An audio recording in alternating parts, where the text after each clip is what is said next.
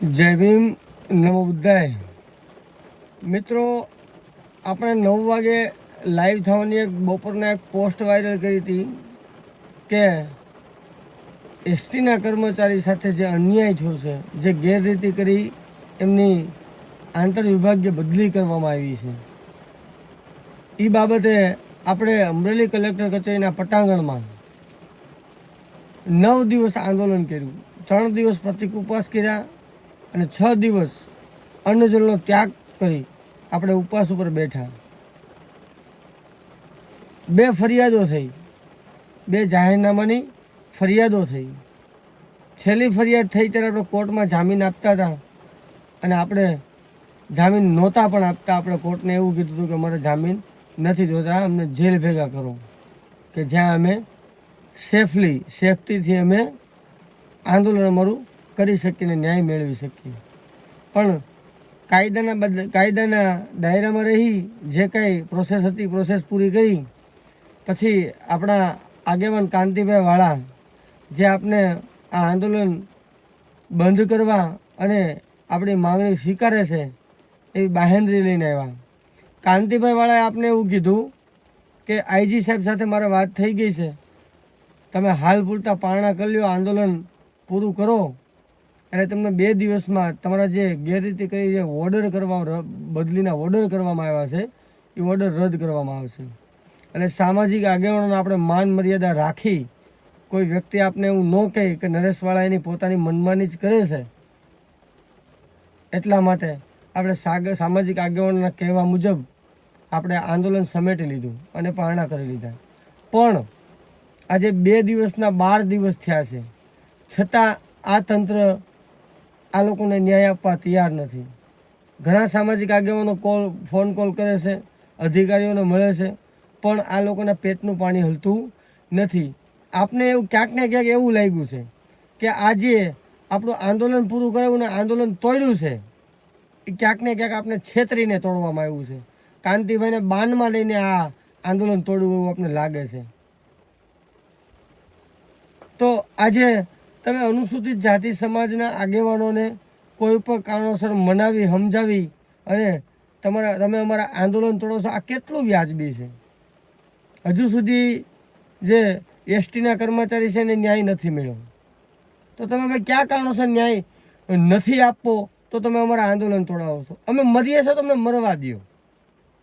તમને એવું છે કે આ લોકો હોવા જ ન પડે, કે આ લોકોને કોઈ એનો હક અધિકાર મળવો જ ન પડે, કે આના હક અધિકાર માટે ન્યાય મેળવવા માટે આંદોલન કરે, ઉપવાસ કરે, ધરણા કરે, તો એ પણ એને એની સ્વતંત્રતા મુજબ ભારતીય બંધારણના જે હક અધિકાર મળ્યા છે એ પ્રમાણે એને મળવા જ ન જોવે. તો તમે દલિત સમાજ, અનુસૂચિત જાતિ સમાજને તમે કોઈ એવા દેશની અંદર મોકલી દો જ્યાં તમને એ નડતર રૂપ ન થાય. અમે લોકો આતંકવાદી જાહેર થઈ જાય કે આ દલિતો આતંકવાદી છે. તો ક્યાંક ને ક્યાંક આપણી યારે અધિકારીઓએ છેતરપિંડી કરી છે. આપણે આપણો જીવ જોખમમાં મૂકી અને આંદોલન કર્યું, 6 દિવસ અન્નજળનો ત્યાગ કર્યો, છતાં આપને હજી સુધી ન્યાય મળ્યો નથી. તો આવતા શુક્રવારે 4/10/2025 રોજ શુક્રવારે ને શનિવારે 4/10/2025 શનિવારે કલેક્ટર કચેરી અમરેલી એક બહોળી સંખ્યામાં આપણે આવેદન દેવા જવાનું છે કે અમને ન્યાય કયા કારણોસર નથી આપતા, અમારો શું વાંક છે, અમારો શું ગુનો છે.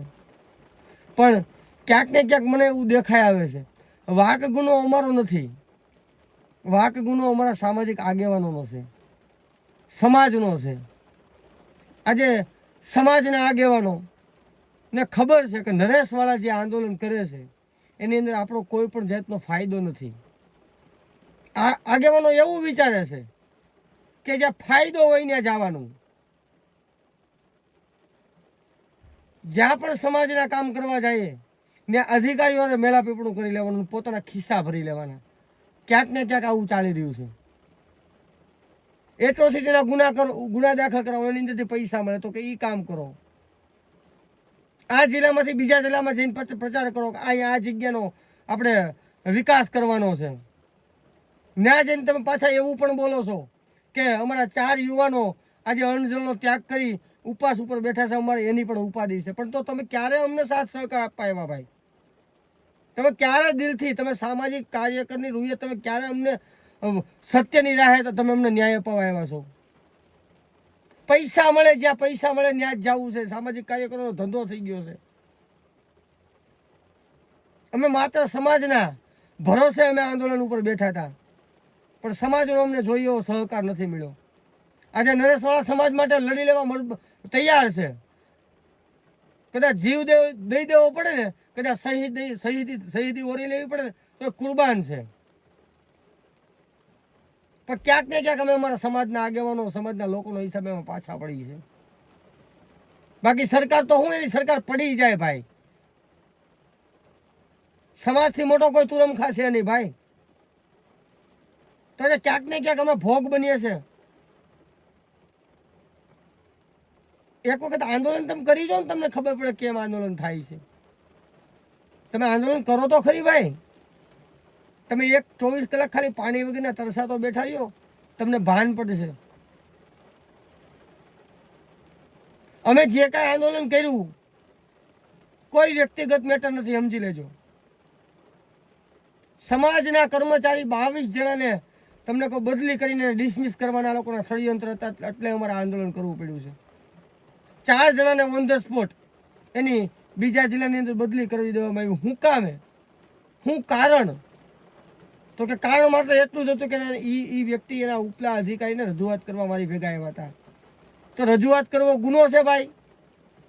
તો તમે ઉપલા અધિકારી, તમારા કર્મચારી તમને રજૂઆત કરવા આવે એ તમે ગુનો બનાવી દો છો, તો આ દેશની અંદર હું સ્વતંત્રતા જેવું કાંઈ છે જ નહીં ભાઈ. પોતાના હક માટે તમને કોઈ રજૂઆત કરવા ન આવે, પોતાની સાથે થતા અન્યાય બાબતે તમને કોઈ રજૂઆત કરવા ન આવે. તારીખ 4, 10 અને 2025 રોજ શુક્રવારે 12 વાગે, શનિવારે 12 વાગે હું કલેક્ટર કચેરી આવેદન દેવા જવાનો છું. સમાજના આગેવાનો, જે સાચા આગેવાનો છે, જે નિષ્ઠાવાન આગેવાનો છે, જેને પૈસાથી કાંઈ મતલબ નથી, માત્ર સમાજને કઈ રીતે ઉપયોગી થવું, સમાજમાં કઈ રીતે પરિવર્તન લાવવું, સમાજના લોકો કઈ રીતે હેરાન થતા બંધ થાય, સમાજના લોકો સાથે અન્યાય થાય છે અન્યાય થતો બંધ થાય, એના માટે જે લડત આપે છે ને, મારે એવા આગેવાનોની જરૂર છે. મારે ઠેલાવાળા આગેવાનોની જરૂર નથી. મારે જે આગેવાની કરવા જાય ને ડીઝલના પૈસા માગે ને એ આગેવાનોની મારે જરૂર નથી. મારે તો નિષ્ઠાવાન આગેવાનોની જરૂર છે. આ 2 મારા આંદોલન તોડી પાડ્યા. એક પણ આંદોલનની અંદર મને કે ન્યાય નથી મળ્યો, કર્મચારીને ન્યાય નથી મળ્યો. તો એનું કારણ માત્ર ને માત્ર સામાજિક આગેવાનો છે. કેમ કે નાલાયકના પેટ ના એની મેળા પીપળું કરી આવતા, અધિકારીઓ ખોળે બેસી જતા, જેમ એના દીકરા હોય એમ. અધિકારીઓ લોકોને પૈસા આપે છે કે એના કામ મફતમાં કરે છે, કે કોની બદલી આમથી આમ કરવાના પૈસા આ લોકોને મળે છે, આપને ખબર નથી. પણ ક્યાંક ને ક્યાંક મને એવું લાગે છે કે આ લોકોની ભેગા મળેલા છે. આજે સમાજની ગોળ ખોદોમાં આ લોકોનો મોટો હાથ છે.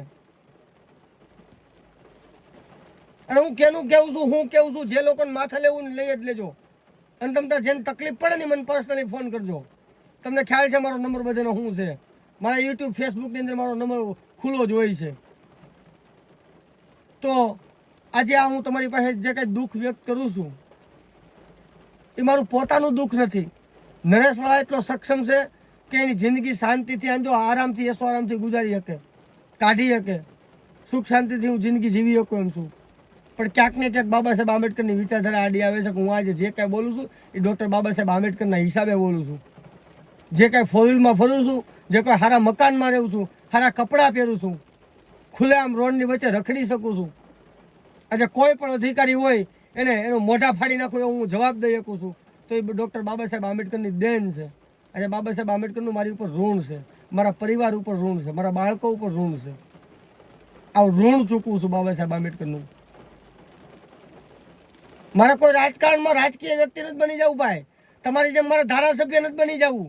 ધારાસભ્ય મારો સમાજ મને બનાવી દે, મને MLA, મિનિસ્ટર, વડાપ્રધાન મારો સમાજ બનાવી છે. પણ મારા સમાજની દલાલી કરીને, સમાજની ગદ્દારી કરી તો આજે રાજકીય પદ નથી જોતું, કાલે નથી જોતું, કોઈ એવો એસો આરામ નથી જોતો. નરેશવાળા એનું જીવન કુરબાન કરી દે સમાજની પાછળ, પણ તમારી જેવી ભણવાગીરી નહીં કરે, એટલું તમે યાદ રાખજો. આજે તમારી વિશે નાલાયકના પેટના અમે આંદોલનમાં પાછા પડીએ છીએ ક્યાંક ને ક્યાંક. તમે અધિકારીઓને મેલા પીપળું કરી લ્યો છો. આજે ચાર વ્યક્તિના તમને કોઈની જિંદગીના જો રોટલો છે, રોટલો દાવ ઉપર લાગી ગયો, છતાં તમે નાલાયકના પેટના એક શબ્દ બોલવા તૈયાર નથી. આજે હું આંદોલન કરવા જઈ રહ્યો છું, એની અંદર જે વ્યક્તિ મારી ખંભો ખંભાવીને મિલાવીને મને જે સહકાર આપે ને, એ લોકોની જ મારે જરૂર છે. બાકી મારા મોઢે હારું લગાડવાની ભાઈ કોઈને જરૂર જ નથી કે અમે આવ્યા હતા ને ગયા. આજે જે કાંઈ આંદોલન વેગ નથી પકડતું, આ અધિકારીઓ, આ તંત્ર, એના પેટમાં પાણી નથી રેડાતું, એના પેટનું પાણી નથી હલતું, તો એ ક્યાંક ને ક્યાંક આપણો સમાજ જવાબદાર છે, સામાજિક આગેવાનો જવાબદાર છે. ક્યાંક ને ક્યાંક નરેશવાળાની એવી હલકી વાતો કરે છે, પણ મને કોઈ ફેર નથી પડતો. નરેશવાળા આજે હલકો નથી ને કાલે હલકો નહોતો જ.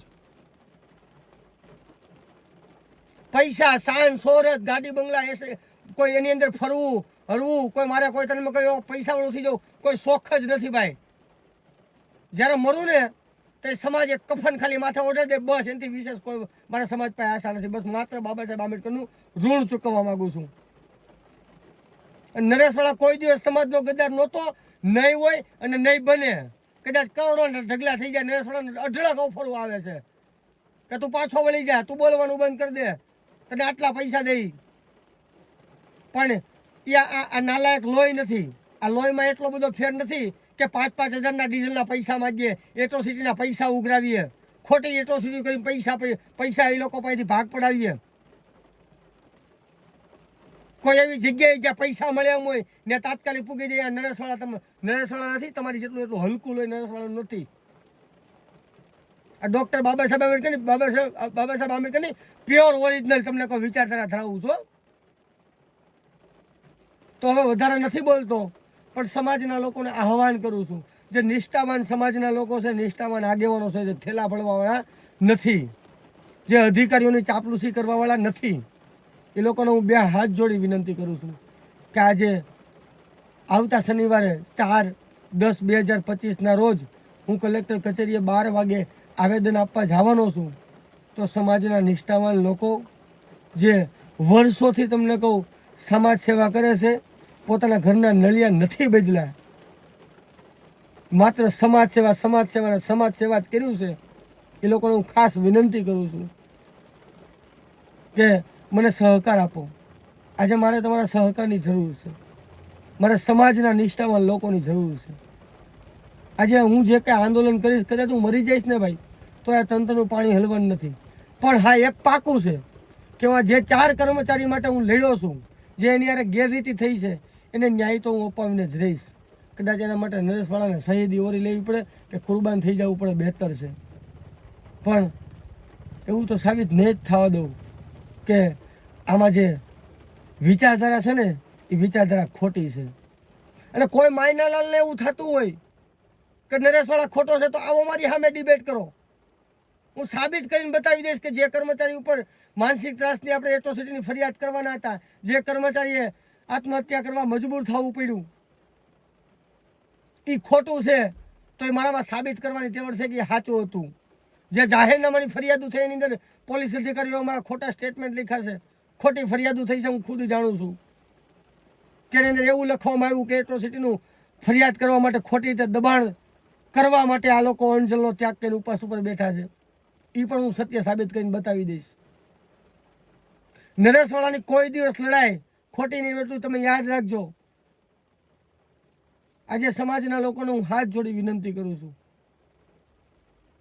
કે મારી જેવો કોઈ ઓછો થઈ જાય ને ભાઈ, ત્યાં સુધી તમે અમારો ત્યાગ ન લ્યો. તમે અમારું માપોમાં,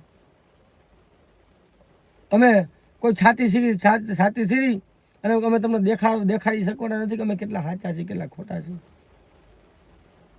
બસ માત્ર વધારે નથી કહેતો, સમાજના નિષ્ઠાવાન જે ગુજરાતની અંદર જેટલા પણ આગેવાનો છે એને હું 2 હાથ જોડી વિનંતી કરું છું. અને સમાજના જે નિષ્ઠાવાન લોકો છે, જેને સમાજ પ્રત્યે લાગણી છે કે હકીકતમાં આ કર્મચારીને ન્યાય મળવો પડે અને આગળ જતાં આપણા કર્મચારી કોઈ આવી ગેરરીતિનો ભોગ ન બને, તો એના માટે મને સાથ સહકાર અપાવો એવી વિનંતી. જય ભીમ, નમો બુદ્ધાય.